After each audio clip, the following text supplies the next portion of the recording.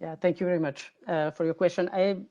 So you talked about complexity. Indeed, at WFP, insurance is, we have mentioned it, is to build resilience. And resilience in itself is a multidimensional concept that takes time to achieve, you know. And at the same time, insurance, the way we build it, we construct it, is not a standalone product. It's integrated with other components. You know, we know we think insurance by itself may not work. We want it to see it work as part of a more integrated risk management strategy. That is what ARC4 is a sort of shorthand for integrated climate risk management. So it's a strategy that focuses a lot on risk reduction, on absorbing risk in the communities, and where risk transfer becomes now an important element, but integrated. But insurance in itself has its own complexity. First, it's important, we mentioned it before, the impact of insurance is payouts, and that are unpredictable and frequent, as Kay was mentioning before. But it's not only the payouts, it's also the power of protecting investment and unlocking investment that will pay off in years when there is no shock. And that is very important. Plus, insurance in itself is very much the quality of insurance. It depends on the design, it depends on the delivery, it depends on the information you give to the clients, it depends on the quality of integration, of the nature of integration. So we think all these make M&E, I mean, this system is very dynamic, it's very complex. You need an M&E that meets those requirements, you know. And for us, M&E you need a comprehensive system, a system that is not only looking at impacts, you know, the outcome, the last outcomes, but it's looking from the quality of delivery, the outputs, the quality of the products, the perception of the clients, and these are all information that is necessary to inform decision making throughout the process. You know, it needs to be systemic, so systematic. So that means you need to have regular data collection, longitudinal, mixed quantitative and qualitative, and it's long term. It needs to be rigorous, and in that you need to have good sampling. You need to have counterfactuals, because otherwise we have always these discussions whether your M&E is say rigorous enough. It needs to be cost proportional to program. You cannot. We have refused to invest, you know, 50% of our budgets in M&E while we could invest them in delivering for the people. So it is, and for us, it needs to be mainstreamed in broader WFP programs. So that means in programs that look at safety nets, market access, and we have and asset creation, et cetera, et cetera. So I think this, for me, would be the answer to the first question. Well, thank you so much, Fabio. And I'm just following the chat. Somebody, as you were answering the question, it's not a question that was submitted, just a comment saying that let's not forget that one of the impacts of insurance is peace of mind for the insured, something that can have a profound effect on well-being, even if there isn't a dollar figure attached. So I think valuable thought there, valuable contribution. Thanks for that. And I would like to move on now and I just see that Fatou is joining us now as well. Fatou, welcome. Happy to see you. I know you've just been in another meeting, so good that you could make it. The next question I have is for Alexander. Alexander, please tell me, what differences and challenges can be identified when trying to understand the global or the project perspective of M&Es, and how do political strategies influence this? Alexander, over to you. Okay, thank you very much, Monica. It's a pleasure being part of this panel and actually joining these discussions on our M&E efforts. So I'll build a little bit on what Fabio said, because I think we come from a similar perspective. As a background to my response, I may just mention that, as GI said, we have been implementing this type of projects for the last around 1.5 decades on very different levels. So we were facilitating and are facilitating, of course, the secretariat level of international initiatives such as A2II or InsureSilience. We are also supporting regional initiatives or pools. And then we go very much on the ground, country-focused projects working on regulatory frameworks, on financial literacy and product development. So we kind of have experience in all those different levels. Now, when you try and develop monitoring and evaluation for this different type of projects, you quite quickly realize that you have different rationalities when it comes to politics and kind of indicators that need to measure communication, strategizing on a political level, and operational indicators for projects on the ground. So I think that's close to what Fabio already elaborated on. Now, the first ones need to actually match, so those kind of more political project indicators, they need to match requirements such as creating and maintaining momentum and attention. They need to comply to transparency and legitimacy of our efforts. The later ones, on the other hand, they need to match realistic and concrete project ambitions and to allow for operational monitoring. That's what Fabio mentioned before. We need to be able to monitor our projects on the run to see where our efforts are going and whether they're actually fruitful. And I think this is particularly true for projects that try to work on green fields, where insurance has not been introduced yet, or any type of solution has not been introduced yet, where we really need to start from scratch and do the first moves. And I think Madagascar, the project mentioned earlier, is a very good example because it's actually in Madagascar there is almost no insurance market when it comes to farmers, for example. So we really need to kind of sit together, and that's what my colleagues are doing, sit together with insurance regulators and the Ministry of Agriculture and farming associations and bring closer the idea of financial risk management. Now, those activities, of course, are not easy to measure in global numbers and figures, and that's often what M&E frameworks for political initiatives like to focus on, as we have seen. But nevertheless, those activities are very, very key. Without those activities, we will never reach any scale or never reach numbers. And to me, always interesting is the case of Kenya, that nowadays performs very well, but needed exactly these type of activities 10, 12 years ago. And so it just takes time. Summarizing, however, I think in the last year, the M&E framework that was developed under the Insurance Resilience Partnership, I think improved on bringing those different aspects together, the kind of political level, the operational level, and the activities. And I'm very much looking forward actually to see the outcomes in the annual report of the partnership this year. Well, thank you so much. Thank you, Alexander. I would like to bring in one of the two ladies there joining this panel. Rosita, I'm starting with you, and I hope you forgive my mishandling of your surname. I've been trying to practice it beforehand, but I'm not sure if I was successful, but good to see you. Rosita, would you please tell us about, who are the stakeholders involved in the M&E process at Slycon Trust? So if you would activate your microphone, and then we're all ears, Rosita.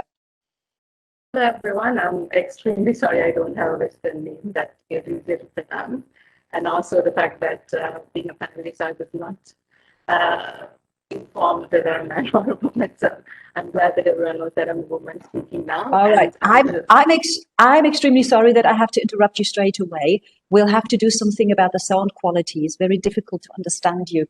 And we've had that in previous sessions before, so you're not the first. Let's try it without video. It's always nicer to see you, but without video, the sound quality might be better. So if you switch the video function off, and then we try again, please. Okay, can everyone hear me now? It's still distorted, but it sounded slightly better. Let's have a go. Okay, I will just ask, can you hear me now from everyone else? If it's not clear, I shall not speak, and someone else can go. Can everyone hear me? Yeah, we can hear you, but there's a lot of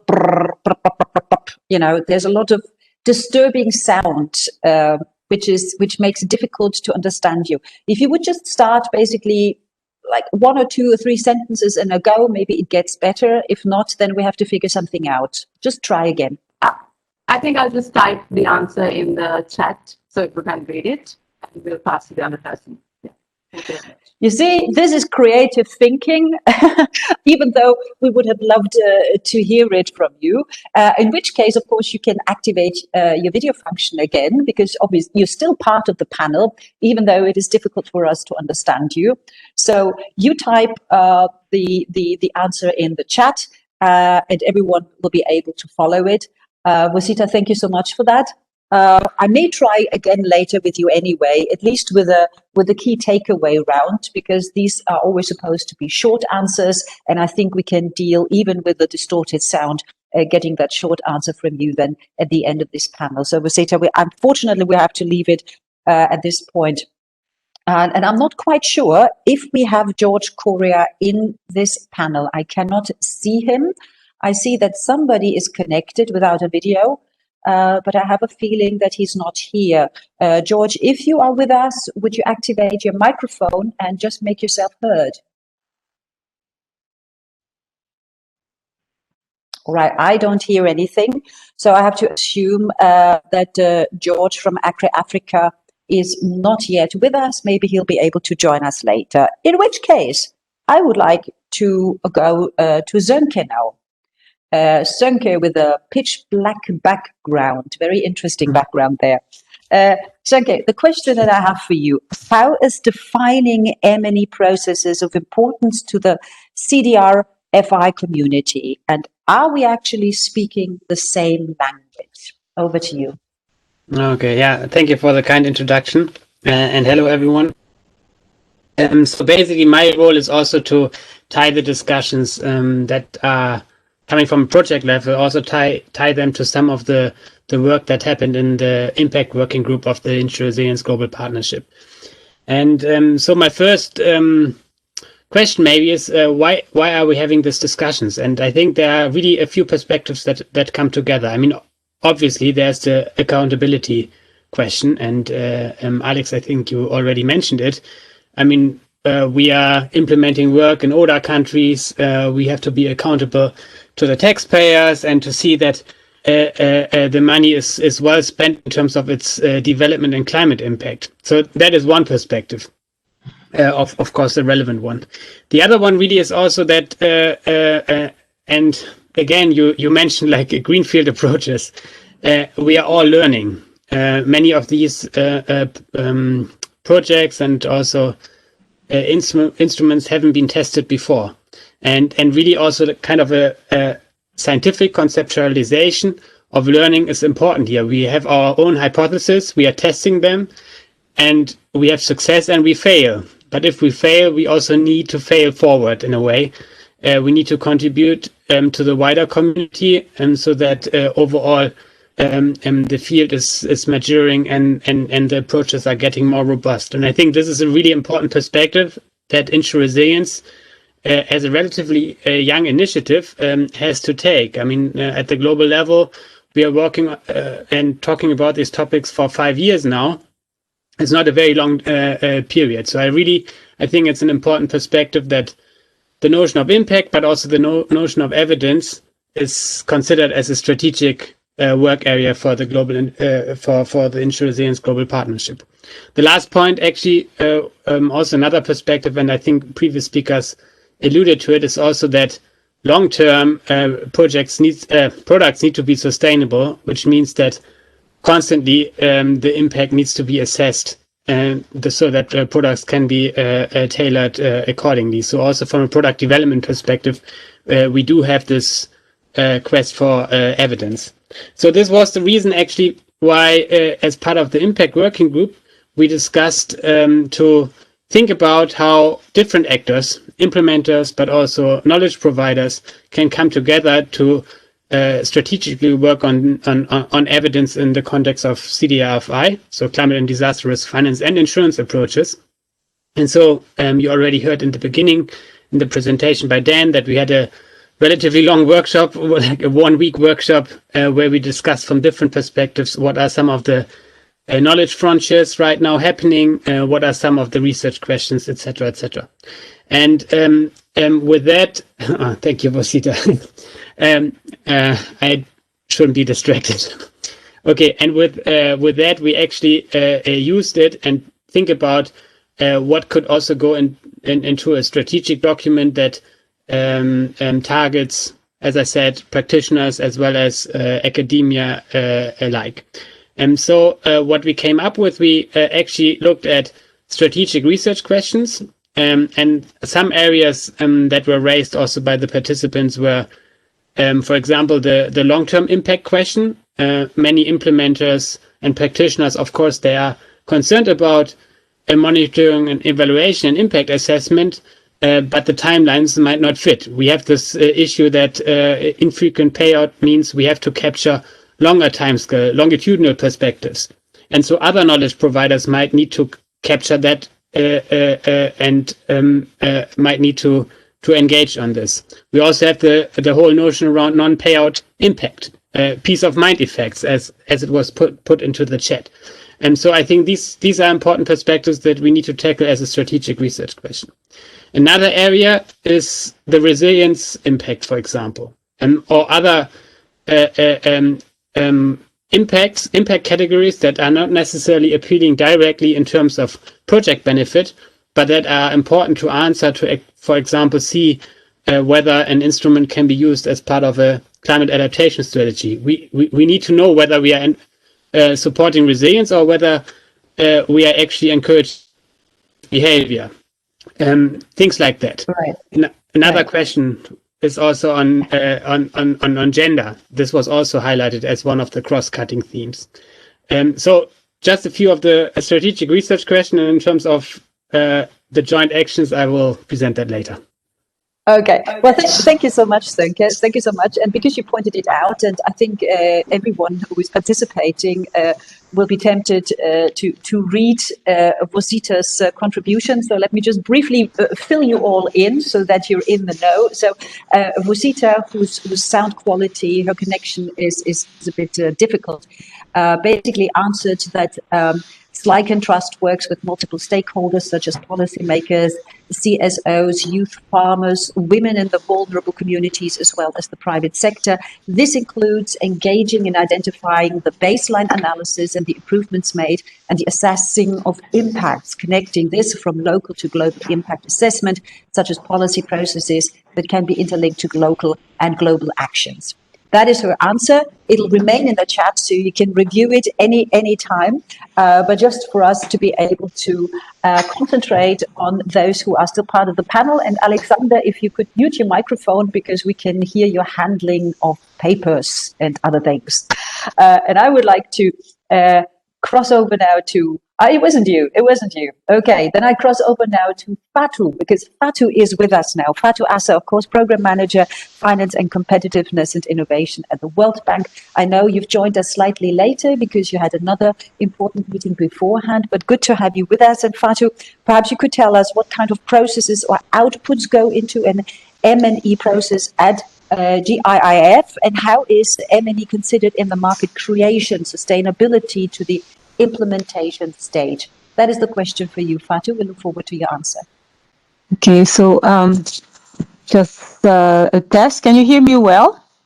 I had to borrow my son's mega earphones, as you can see, and it's again my fashion, but let's not be vain. Anyway, thank you so much for the Inter-Resilience Partnership to have gathered us around this very, very important topic. So at the GIIF, we've been operating for close to 10 years, and our M&E efforts, basically tracking the impact of our work, has been evolving. In the beginning, we all belong to institutions where we want to track our basically our development impact. We also work with partners like GIZ, BMZ, other donors who also have their own requirements in terms of reporting back to their parliament, since this is private sector money. But at the core of it, at the end of the day, what we want to do is that most of the funding that most of the resources, whether they are financial or human, basically benefit first and foremost to the bottom of the pyramid. For us, it's a rural sector, it's farmers. And the idea is basically to make sure that after a disaster, they remain productive. And whatever we do should help them remain productive after a disaster. So this is the end result. But all of us, we stem from some levels of bureaucracy. So we have to track those efforts in different ways.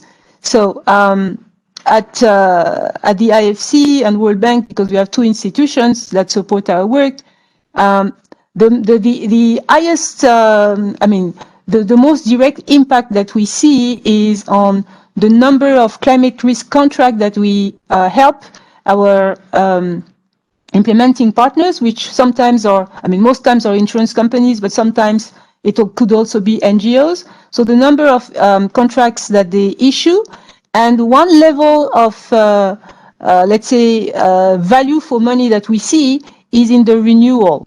So the renewal number of contracts is when it increases, it means that basically the climate insurance contract actually helps those end beneficiaries, help them basically in accessing input once again, because as we all know, insurance basically is sold, is not a product that people want to buy happily. It's a contract. It's a product that is really sold. So they need to see the value when there is a disaster, when there is a big drought, or when there is a flood, that basically they get the money back quickly and can remain productive, and they don't have to go and beg to government.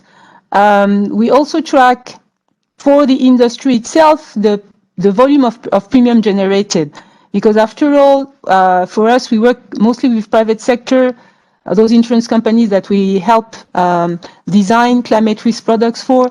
What they want basically is when they engage in such a type of new sector is at the end of the day to make money, not large sums of money, but to be making money, and to see that the premiums that that is generated by the sales is sustained and is growing. So that's two.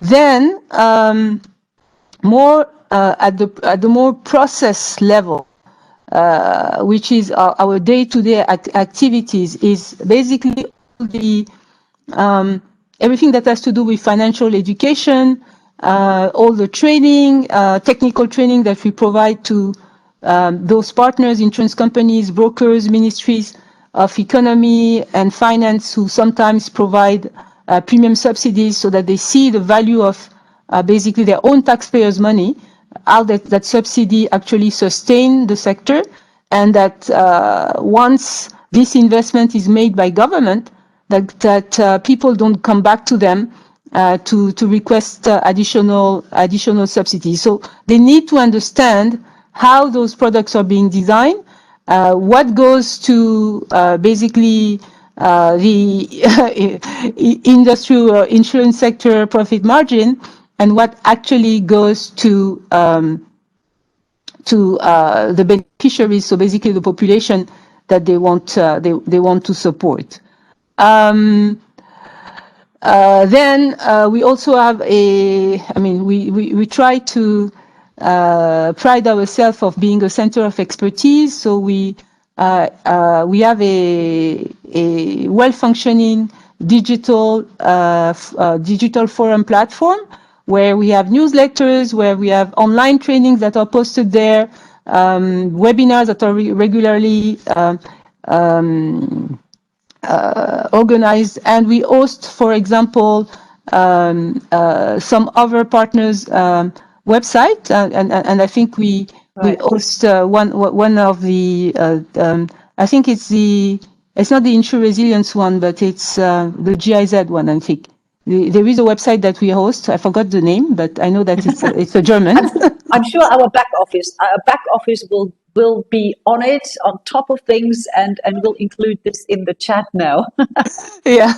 So we host other partners and colleagues' websites on our own, and we being part of the World Bank and the IFC, we release hundreds of feasibility studies, reports, etc., which are public goods, and that we post on our library, so that everybody can have access to it, and so that we don't have to double up the work. So okay, and I just say our back office indeed has put the website, the link onto the chat. In fact, apologies for interruption. Now I've just also get the information that two other panelists, for one Rosita, who already tried to speak to us earlier, now has a headset, so we will have a go and try to contact her again. But there is another gentleman. So far had real trouble even connecting, and he's here now, and I just want to make sure that we can just speak to him while he's connected. It seems to be a very tricky one. So I'll come back to you, Fatou. I would like to include now George Correa, the Chief Executive Director of ACRE Africa. So George, I hope you're still with us. I hope it's still correct. Yes, there you are. So George, could you briefly tell us about well, how do you see this? Are we working towards progress or towards indicators? I mean, how can successful monitoring foster progress and innovation? George, we're all ears. If I may just say, George, so ACRE Africa is one of our first grantee back in the year 2012. So I'm more than delighted that he's able to join us. Welcome. Fantastic. Thanks, Fatou. Fantastic. And I just want to remind you that was before I joined, so I hope you can be getting me a new grant so that I also have something to talk about. But I think this is a very important topic, and are we working towards results or indicators? I think there has to be a combination. Obviously, the first instance is that you need to start developing some milestones that you can look at as as you're doing your work. But I think progressively, it's also important to now start actually asking ourselves, are we actually making progress? And I think Fatou has raised some issues that are important. For example, renewal of insurance policies. If you don't track that, and if you're not successfully, getting 20, 30, 40, 50% people renewing the insurance contracts, then there's a risk that what we are doing underlying is actually not going to be sustainable in the long term.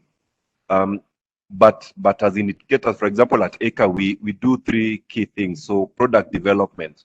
And when you're developing a product, you'll be looking at certain aspects. Is it whether the product is responsive enough? Is it giving out the expected outcomes? Things like that. We then are measuring distribution, which is selling the insurance itself. And you're looking at the growth in the numbers, the new partners, and we do like to bundle the products that we sell. And you're looking at how many new partners are we bringing on board. So that could be an indicator. But the next phase then is to start thinking, are we actually building the volumes per partner, or are we just increasing partners and just writing a few numbers? Then the last one, which is probably the less complex one, is monitoring of the growing seasons. So we monitor the seasons on behalf of insurance companies. And obviously this will be a function of how many contracts exist in how many geographies. So I think both indicators and actual progress is important.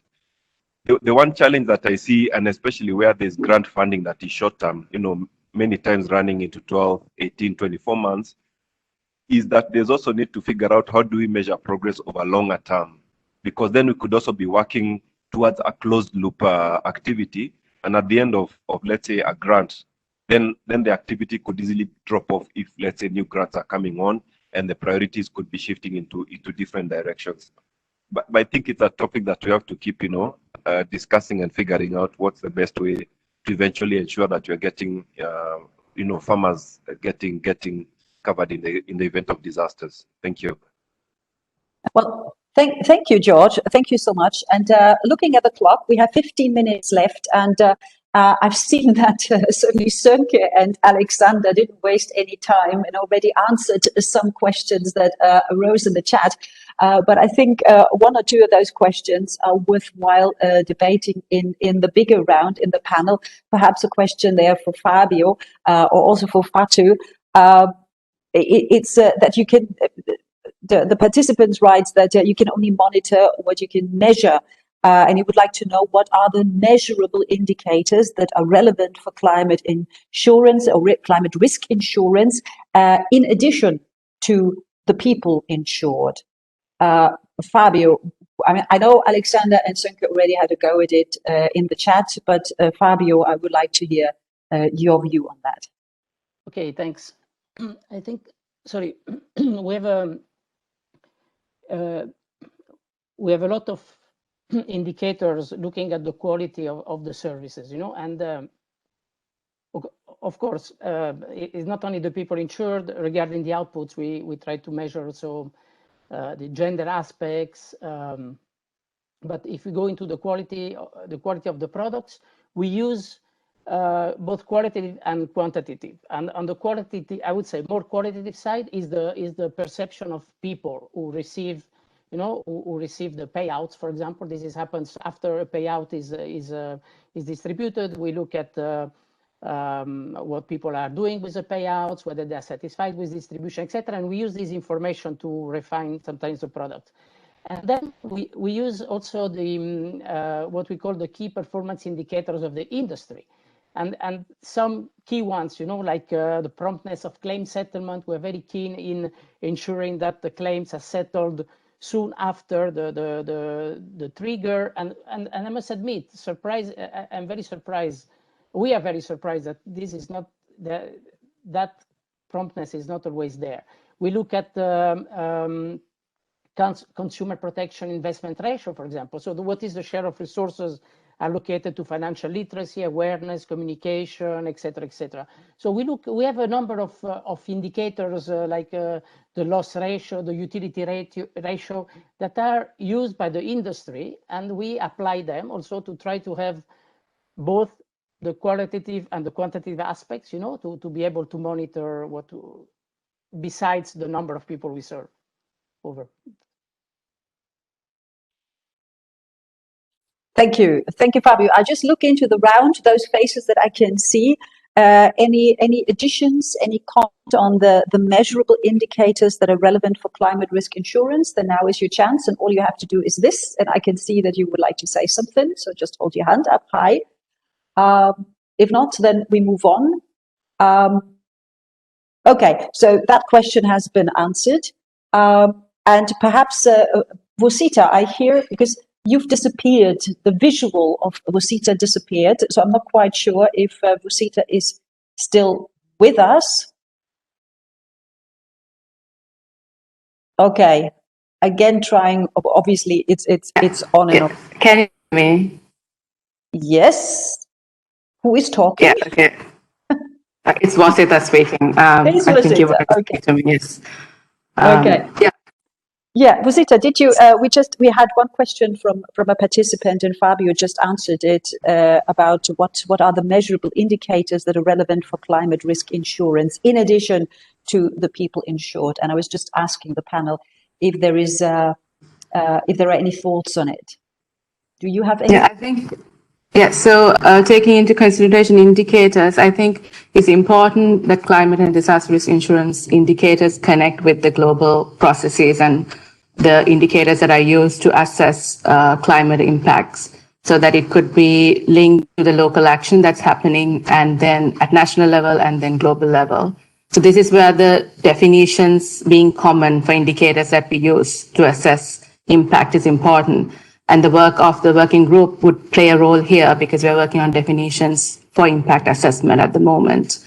Additionally, the inclusive part, as well as making sure the inclusion is not just a token factor, but also something which is implemented on the ground and made sure to be taken into account, is important. This is where the gender part, the youth engagement, and the multi-actor part comes in. So indicators having the socioeconomic aspects reflected would be useful to ensure that the work of the IGP plus in general on climate and disaster risk transfer is taken as its inclusive and measurable one, which can be scaled up across the countries and compared for analyzing the lessons learned.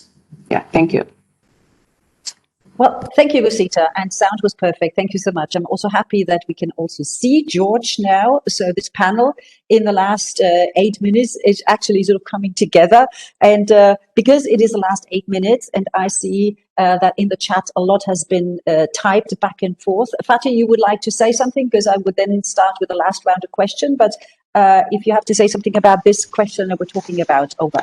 Yes, thank you very much. So what we have tried, so we have all these indicators that I've mentioned, and colleagues around the table or the screen here have mentioned theirs. But what we have, we're trying to do after almost 10 years of operation at GIF is to really go back to the basics. So we have started, we have engaged with the University of Wageningen to do an independent study of the actual value of insurance for those and beneficiaries, for those farmers. And we started that with like 2,000 questionnaires, each over 4 countries, 3 in Africa, 1 in Asia, so basically our largest portfolio, to see really if purchasing insurance had a positive and a positive outcome on their livelihood. That's one. And also assess in general their perception of insurance, and if, for example, they have other products that they have purchased, how those other products have performed, and if they would be willing to engage in other type of, I mean, if they would purchase other type of coverages for other risks that they want to cover. So I think that it's important once in a while to go back and independently to really those end users and see what they think. Otherwise, and then we can understand some of the product failure, why some other products have good renewal ratios, etc., etc. So that's just one point I wanted to mention. And hopefully we can go back to the Insure Resilience team and report on those results. Brilliant. Thank you. Thank you so much for this point, Fatou. And Alexander also has something to add. Alexander, over to you. Yeah, because when Fatou just mentioned their activities that I think are very valuable, I was just reminded of one fact, and that is the difference between M&E frameworks and impact studies. And Fatou, what you are doing to me very much sounds like an impact study where you really go down and scrutinize the product in a separate study. And we have also done this in many cases, for example, for the CLIP, and I think it was very valuable. But to me, an M&E framework cannot replace an in-depth impact study that you need to do every now and then to really go down on the ground. And I think they both have their own contribution, and they all both need to be valued and used, but shouldn't be intermixed. Thank you, Alexander. And that was a real feel of a panel discussion with the panelists actually interacting. So thank you very much for that. Well, I'm afraid I have to start the last round. And rather than giving you a prepared question, there is so much you have to share with us and so little time to do it. I would just basically offer you now the opportunity. Let's quickly try and figure this out, calculate sort of in 90 seconds to basically say and share with us on the issue of implementation of monitoring and evaluation of the project level, to share with us the points that you haven't had a chance to make yet. So I'm saying 90 seconds and I'm starting with Sönke. I knew that. Okay, so I think partnerships are important on this. So one area really is that practitioners, implementers, each organization dives into. Thank you for differentiating between M&E, impact, and evidence. So that's one thing. But I think we also need greater partnerships in this. And so as part of the research roadmap, we will encourage research collaboration on the topic. And some of the actions that could actually entice this are, for example, hybrid research calls happening and appealing to different actors, including implementers and academia. Also, the research setup, multidisciplinary, interdisciplinary research setup, action research, and also in these funding calls to actually encourage not to just publish results to journal articles as one would be encouraged as a researcher, but really also to go for a non-academic stakeholder. So that was a second kind of joint action. And the last one is that we, I think, have to discuss also on norms in terms of how M&E is done within the projects and the different actors, and also impact is done, so that opening up these data sets also to other stakeholders, to a research community, I think is something which should be discussed among different implementers and organizations. Over. Thank you very much, Sirke. No, thank you very much for that. And I'm just looking around who would like to be next. Basically, see it as that this is the key takeaway from this panel. What you think is important for the participants to remember, to bear in mind, or maybe even something that hasn't been said yet.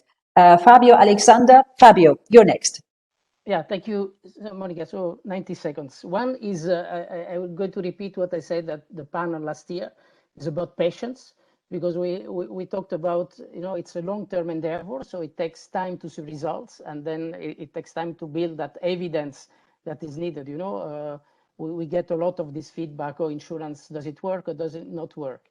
And I think it takes time to get the evidence, but also we need to get the question right. And I want to contribute to the exchange between Alexander and Fatou, is that the question is, according to me, how it works, not whether it works or not. And sometimes when we have had a lot of debate with the research agencies and, these impact evaluation that use these a bit experimental models. I don't think they're really adapted to the sort of dynamic, complex system that we're trying to put up. So our question really is to answer is, how do we make it work? How do we make insurance work as part of a system? And it is so context-based that it's very difficult to be able to design, to have an experimental design sometimes, to give those answers. So it is the M&E needs to have the characteristic that I was mentioning before, to adapt to that complexity and dynamism. Thank you, Fabio. Fatou, would you like next? Yes, please. Yes, I'm just going to first of all to stress, like what previous speaker said, the importance of partnership, so that we don't reinvent the wheel. We all have good ideas at different moments, so it's very important for us to have these type of forums, like the Insurance Resilience Global Partnership Forum, to exchange ideas, to complement our work at the country level, and so that basically not only we save energy and money, but we see the impact faster. That's my first point. So I really wanted to thank Astrid, who's always been super open and welcoming to all partners and all ideas that we may have, to see how it can work. So thank you very much, Astrid, and I think mindset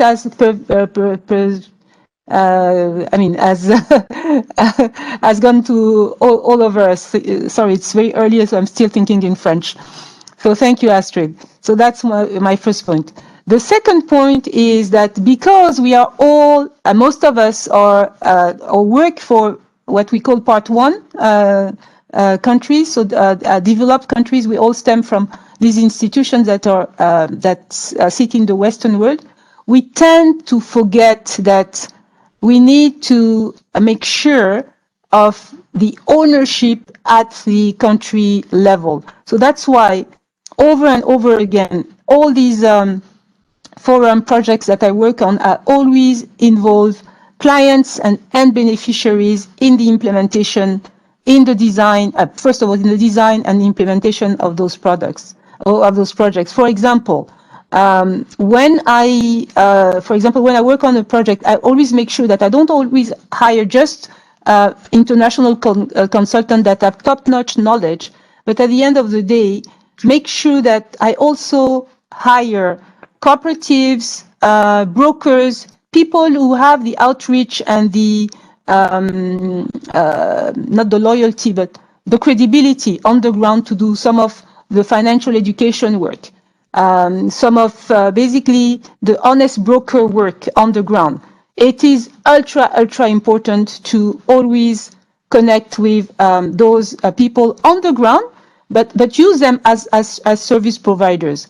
At the government level, we always think that we should not that we're doing it for the benefit of the country, and then we should not remunerate them. But it's not a matter of remuneration. For example, if you work with a Met agency, you can use them as service providers in maintaining, for example, some of the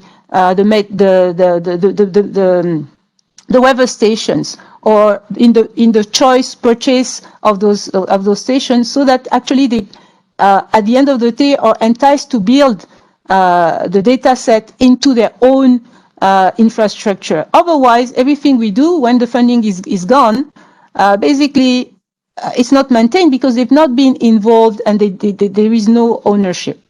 Okay. So that's the last point I wanted to make. No, brilliant. Thank you, Fatou, for those points. And I would like to give George the opportunity in 90 seconds to tell us what is the key takeaway. What should the participants take away from this session? George, over to you. Yeah, not 90, but I think we need to think about all the activities.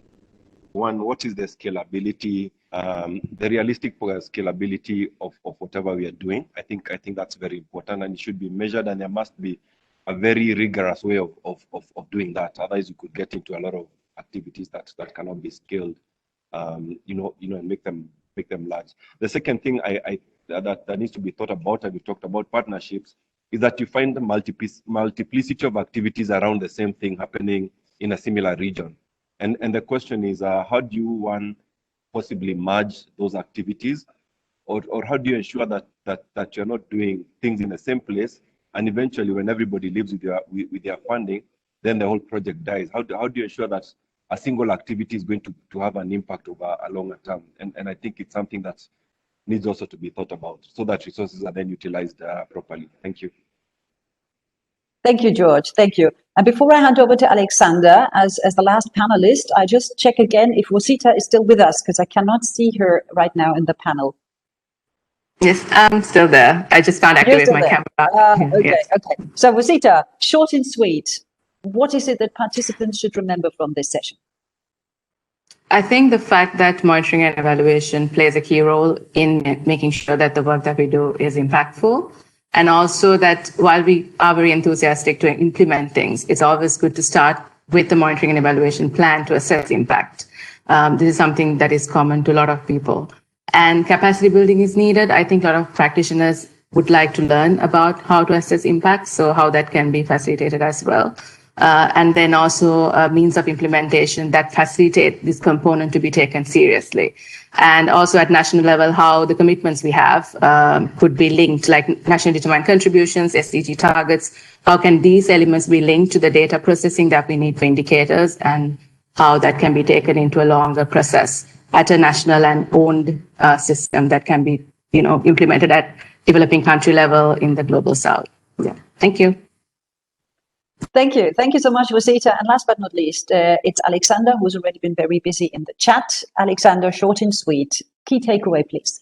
Okay, so many good things have been said, so I don't actually have to say too much. I would very much emphasize what Fatou mentioned, that we really have to embed the activities in the countries and build to local capacities, so that things don't fall apart when we leave. Yeah, we really need to develop that on the ground. What I would like to repeat is that I think the greenfield work is really decisive. Capacity building, development of the demand side, building literacy, that is really for us. It's a key, even though maybe it's not something that creates big numbers and makes it big into monitoring reports. One thing maybe is that sometimes I feel that M&E strategies shouldn't be too over-engineered, too complicated. I share a bit Fabio's consideration that I don't know whether all the models can actually replicate the complicated dynamics on the ground that are decisive for development. Thank you. Well, thank you. Thank you so much for those thoughts. And yeah, there's been a lot of input, a lot of things to think about, and the discussion obviously can go on even when this session is finished. So thank you very, very much to all the speakers and the panelists. And it is quite a challenge to do a panel in this digital setup. But thank you so much for being part of this. And I think we got a lot of interesting points across. Because this brings us almost already to the end of this final day of this year's and the fourth Inter-Resilience Global Partnership Forum. Astrid Zwick, who is our host, of course, and the head of the Inter-Resilience Secretariat, is already standing by to take over from here. And for the closing words, just before I hand over to you, Astrid, let me just thank you for allowing me to be part of this forum again this year. It is always wonderful. I learn a lot. There are so many takeaways for me as well, listening to all the experts. And I'm very curious to find out what's next and where we go from here. But that is not for me to say. That is your job. Astrid, over to you. We need your microphone on. We need your microphone on.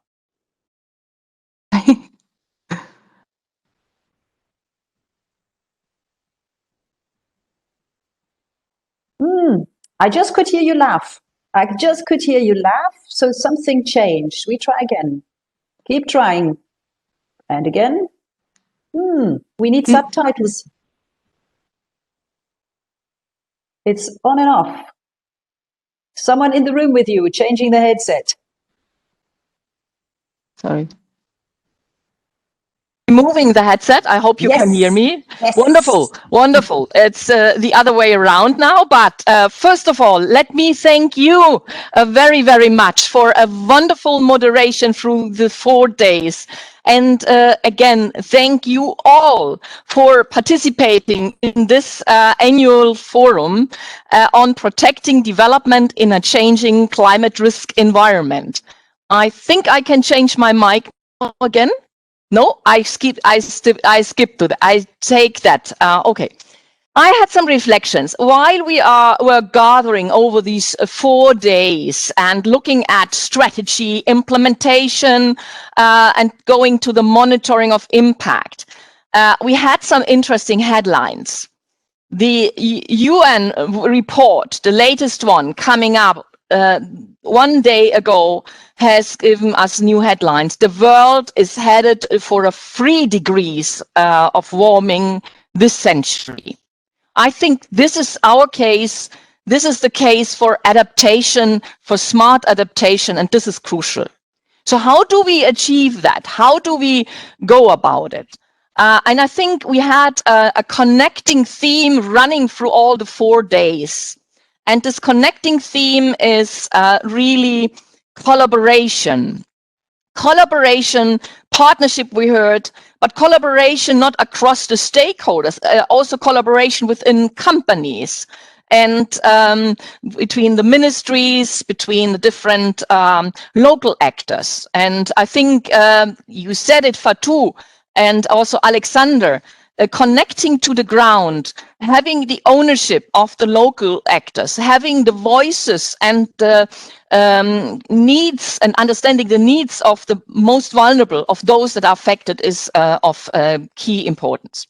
So, but we also have seen that collaboration is extremely difficult. The second day, we've learned that even if we tried, if we know a lot on the frameworks, we are not able to quickly collaborate. So if we want to strongly desire it, we cannot realize it.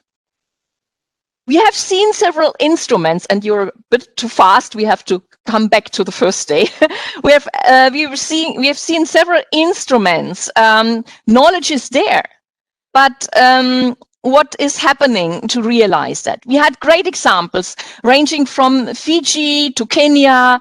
We've seen that they are applying comprehensive strategic approaches, layered risk approach to risk finance and climate risk management. Also, the collaboration with the private sector is key. The knowledge that the private sector holds on efficient and effective instruments is extremely important. And we also have seen that in Peru, we have had the voices even of a local insurance company from Vietnam. So, I mean, I don't think we need a global crisis to really stronger collaborate. I think we can do it well. And we can do it here within the global partnership. Let's start it. The first day has shown a rich overview of activities already. Because, I mean, one of you had asked the question, are we making really progress? Yes, we are. The launch of the tripartite agreement has shown a big collaboration, but it also shows that now we have started developing risk finance solutions within 20 vulnerable countries.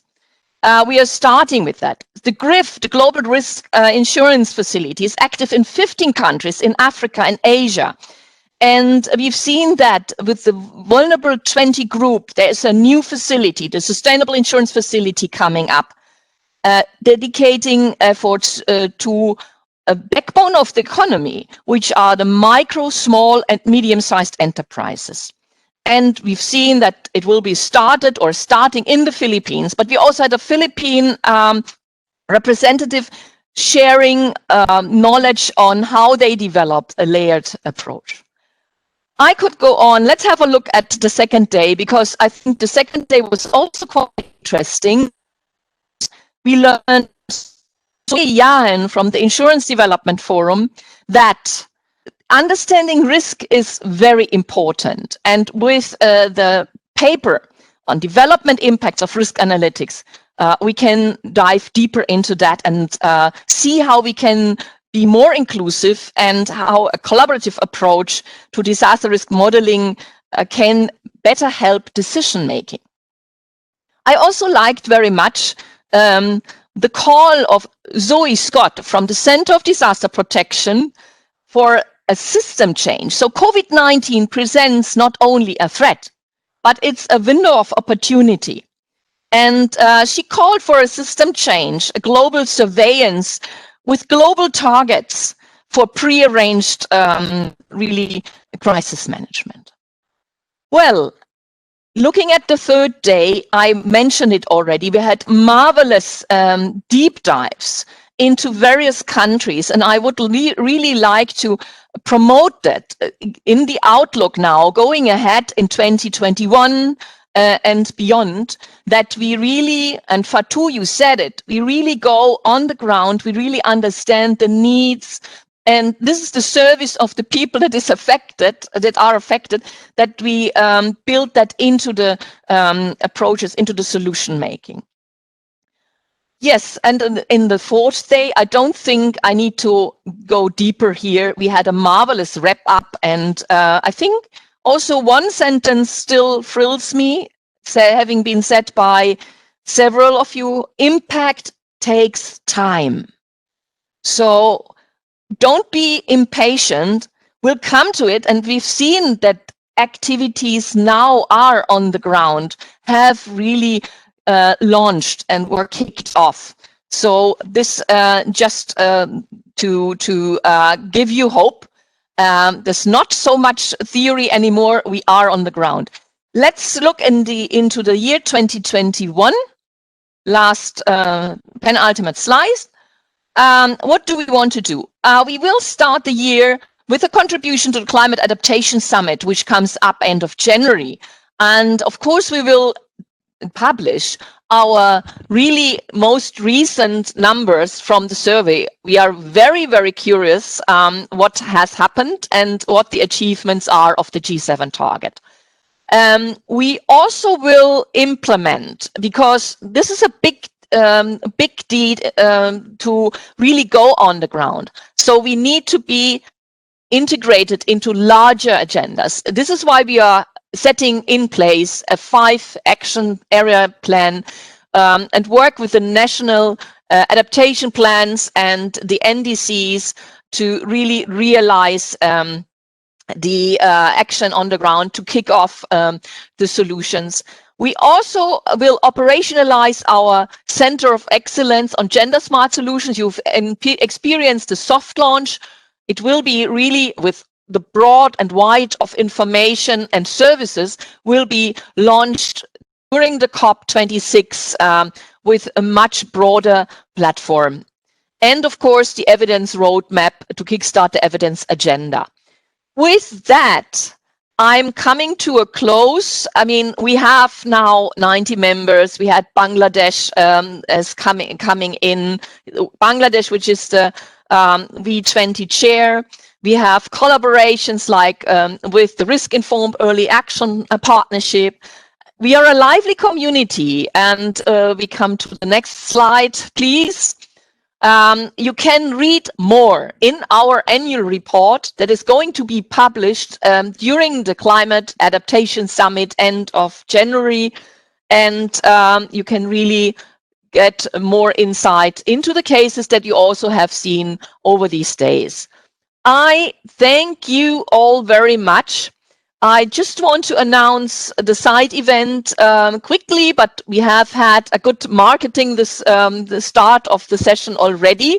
So please join the side event. Please also join our Risk Talk platform where you can deepen the discussions. And with my last slide, I want to just encourage you to reflect on the lessons we've learned, on the new insights we've gathered in this unprecedented year.